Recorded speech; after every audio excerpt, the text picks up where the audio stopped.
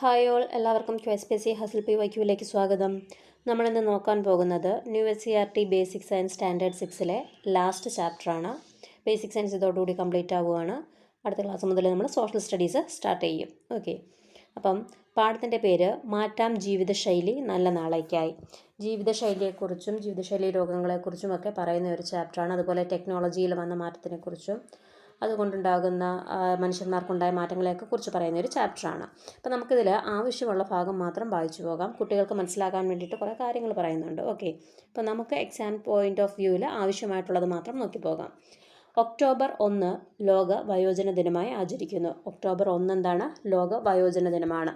Okay, അടുത്തതായിട്ട് body mass ഇൻഡെക്സിനെ കുറിച്ച് പറയുന്നുണ്ട്. ബോഡി മാസ് ഇൻഡെക്സിനെ കുറിച്ചിട്ട് വളർച്ച പരിശോധിക്കാനുള്ള ഒരു മാർഗമാണ് ഉയര തൂക്ക പരിശോധന അഥവാ ബോഡി മാസ് ഇൻഡെക്സ്. ഒരാൾക്ക് ഉയരത്തിനനുസരിച്ച് തൂക്കമുണ്ടോ എന്ന് ഈ പരിശോധനയിലൂടെ കണ്ടെത്താം. ഇതിനായിട്ട് എന്ത് വേണം? ഭാരത്തെ ഉയരം ഇൻറ്റു ഉയരം കൊണ്ട് ഹരിക്കുക. അപ്പം കിട്ടുന്നതാണ് ബോഡി മാസ് ഇൻഡെക്സ്. അതിനൊരു മെഷർമെൻ്റ് ഉണ്ട്.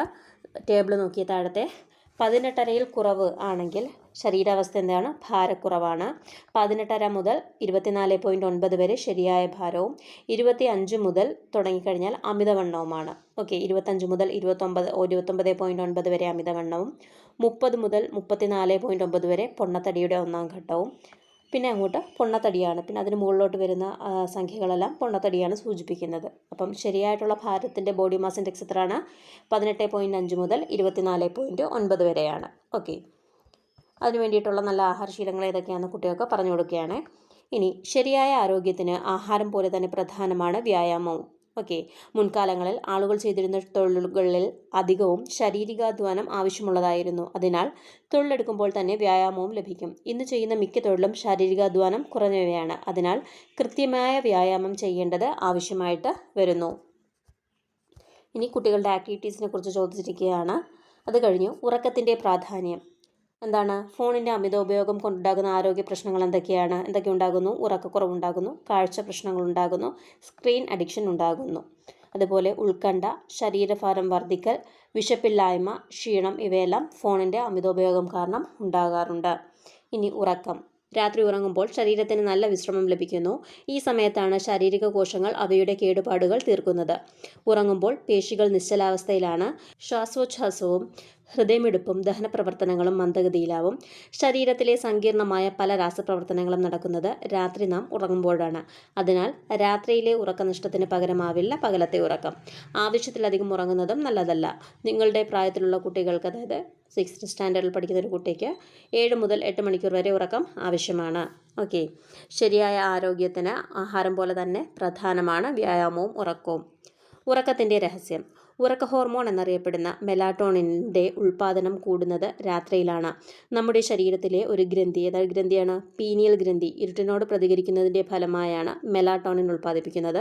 പ്രഭാതമാകുമ്പോൾ പ്രകാശത്തിൻ്റെ സാന്നിധ്യം മൂലം ഈ ഹോർമോണിൻ്റെ ഉൽപ്പാദനം കുറയുന്നു. അപ്പോഴാണ് നാം ഉണരുന്നത്. ഉണർന്നിരിക്കുന്നതിന് പ്രചോദനം നൽകുന്നവയാണ് കാപ്പി, ചായ, കോള എന്നിവ. അതിനാൽ രാത്രി ഉറങ്ങുന്നതിന് മുമ്പ് ഇവ കുടിക്കരുത്. ക്ഷീണം, ഏകാഗ്രതയില്ലായ്മ, ഉന്മേഷക്കുറവ്, പെട്ടെന്നുള്ള ദേഷ്യം തുടങ്ങിയവ ഉറക്കമില്ലായ്മയുടെ ഫലമായി ഉണ്ടാകുന്നു. ഓക്കെ, അപ്പം നമുക്ക് ആവശ്യമുള്ള പോയിന്റ് എന്താണ് ഇതിനകത്ത്? ഉറക്ക ഹോർമോൺ എന്നറിയപ്പെടുന്നത് മെലാറ്റോണിനാണ്. ഉൽപ്പാദിപ്പിക്കുന്നത് പീനിയൽ ഗ്രന്ഥിയാണ്.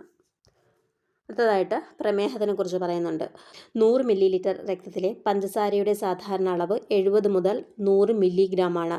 രക്തത്തിലെ പഞ്ചസാരയുടെ അളവ് ക്രമാതീതമായി ഉയരുന്ന രോഗമാണ് പ്രമേഹം. എന്തൊക്കെയാണ് പ്രമേഹത്തിൻ്റെ ലക്ഷണങ്ങൾ? അമിത വിശപ്പ്, അമിതമായി മൂത്രമൊഴിക്കൽ, മുറിവുണങ്ങാൻ താമസം, അമിതമായ ദാഹം, തളർച്ച. ഓക്കെ, അപ്പം എന്തൊക്കെയാണ് ചെയ്യേണ്ടത്? നിത്യേന വ്യായാമം ചെയ്യുക, ഭക്ഷണം നിയന്ത്രിക്കുക, പുകവലി, മദ്യപാനം, ലഹരി ഉപയോഗം തുടങ്ങിയവ ദുശീലങ്ങൾ ഒഴിവാക്കുക. ഇതൊക്കെ പ്രമേഹം നിയന്ത്രിക്കാനുള്ള മാർഗങ്ങളാണ്. ഇൻസുലിനും പ്രമേഹവും. ശരീരത്തിലെ ഗ്ലൂക്കോസിൻ്റെ അളവ് നിയന്ത്രിക്കുന്നത് പാൻക്രിയാസ് ഉൽപ്പാദിപ്പിക്കുന്ന ഇൻസുലിൻ എന്ന ഹോർമോണാണ്. അപ്പം ഇൻസുലിൻ ഉൽപ്പാദിപ്പിക്കുന്ന ആരാണ്? പാൻക്രിയാസ് ആണ്. ഫ്രെഡറിക് ബാങ്ക്റ്റിനും ജോൺ മെക്ലോയിഡുമാണ് 1921 ഇൻസുലിൻ കണ്ടെത്തിയത്.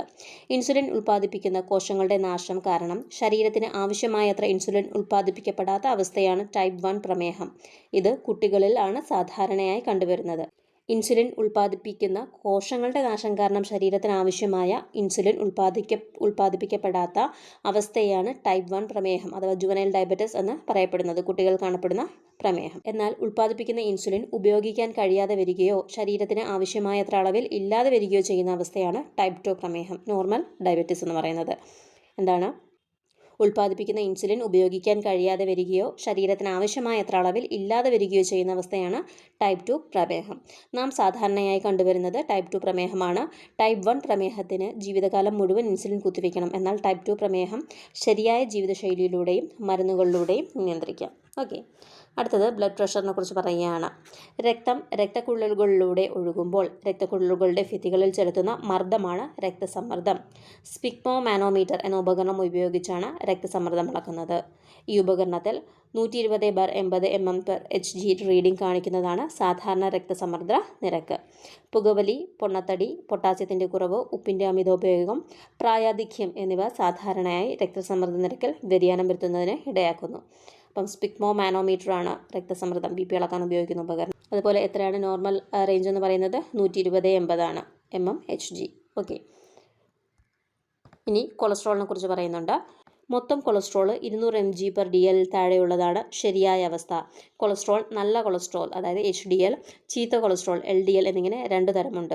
അധികമുള്ള ചീത്ത കൊളസ്ട്രോൾ രക്തക്കുഴലുകളിൽ അടിഞ്ഞുകൂടി രക്തപ്രവാഹത്തിന് തടസ്സമുണ്ടാകുന്നത് ഹൃദയാഘാതത്തിന് കാരണമാകുന്നു.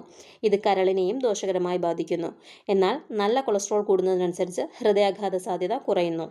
വ്യായാമം ചെയ്യുമ്പോൾ ശരീരത്തിൽ നല്ല കൊളസ്ട്രോൾ വർദ്ധിക്കുന്നു.